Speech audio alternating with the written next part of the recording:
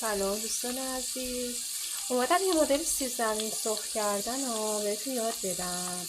من روشم برای سیب زمینی سرخ کردن اینجوری هستش که اول 20 دقیقه سیب زمینی ها رو آبپز میکنم، بعد نشاستش زد بیرون. حالا یا با شعله کم یا یعنی حالت رستورانی نیم پس میکنم، بعدا آبکشش میکنم با آب خیلی خیلی زیاد سرد، اونا رو میشورم، بعد سرخ میکنم. فوایدی که اینجور سرخ کردن سیب زمینی داره اینجور هستش که نگاه کنید خیلی نرم هستش، خیلی ترد و خوشمزه. حالا من یه دونه میخورم، مثلا پخته است، مغز پخته، ولی اگه بخواه همینجوری سرخ کنی مغز سرخ نمیشه، خوشمزه نمیشه. بعد جذب روغنش هم خیلی کمه، میدونی چی میگم؟ یعنی من خیلی کم روغن استفاده کردم. بعد الان این زرده که میبینید زردچوبه است، طعم سیب زمینی خیلی عالی میکنه، خیلی خوشمزه میکنه. کلا همین دیگه. بعد سعی کنید تو خونه درست کنید.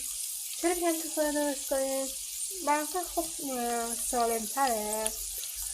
بیرون که میرید استفاده میکنه میخرید و اینا، اول اینکه از نظر اقتصادی بعد دوبله سوله هم سیب زمینی 150,000 تومان 160,000 تومان پولشو بدی. بعدش هم درسته همین دیگه. بعد یه چیز که از روغن مونده استفاده میکنم برای سرخ کردن. حالا بعضی از رستوران نه همه دیگه. حالا یه ذره تنبلی رو بذارید کنار، حالا نمیشه تنبلی، بی‌حوصلگی رو بذارید کنار، یه بهترین سیب زمینی رو درست کنید. بعد این سیب زمینی من با نون میخورم و سسش رو چجوری درست میکنم حالا کلیپ بعدی بهتون نشون میدم، یعنی بذاری چند دقیقه بگذره بهتون نشون. دوستان ببینید الان من پیازه رو گذاشتم خرد شده توی روغن خیلی زیاد. خب اونو طلایی که شد، بعد دو سه تا گوجه هم برمیدارم خرد میکنم میریزم داخلش.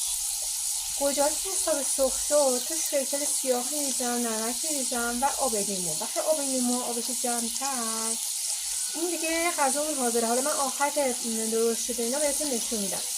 این به عنوان سس توی سیب زمینی در این حال هستش. به عنوان سس خیلی عالیه، خیلی خوشمزه است. آره دیگه من 3-4 روز دارم این غذا رو میخورم، یعنی حوصله نداشتم برم خرید دیگه. حالا 3-4 روز دارم اینو میخوام. خیلی هم خوشمزه، اصلا نمیخوانی که زده نیستی. گفتم بهتون بگم یه غذای اقتصادی خوب درست کنید. ازم دوستان آماده بشه این پرتقال رو بخورم، خستگیم در بیاد. خب ببین گوجه ها رو ریختم دیگه. حالا من از ادامه کار روند کار سخته براتون فیلم نمیگیرم.